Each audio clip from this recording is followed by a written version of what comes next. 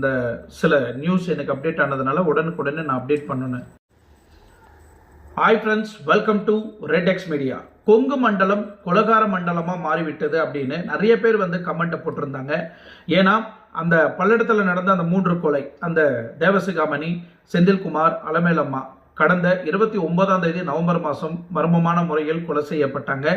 இன்னும் அந்த குற்றவாளி யாரும் பிடிக்கல. இதை பேஸ் பண்ணி அந்த சேமலை கவுண்டம்பாளையம் பக்கத்தில் வசிக்கக்கூடிய மக்கள் எல்லாருமே ஒன்று கூடி ரொம்ப பயம் பீதியில் இருக்கிறாங்க. பொதுமக்கள் யாரும் வெளியே வர முடியாத ஒரு சூழ்நிலை.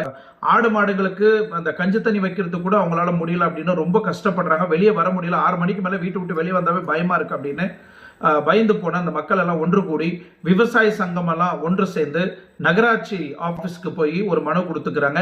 அது மட்டும் இல்ல, அந்த சேமலை கவுண்டம்பாளையம் பக்கத்தில் இருக்கக்கூடிய எல்லா இடத்துலையும் ஒரு பெரிய பெரிய கட் அவுட் பேனர் எல்லாம் வச்சு அங்க இந்த மாதிரி மர்மமான நபர்கள்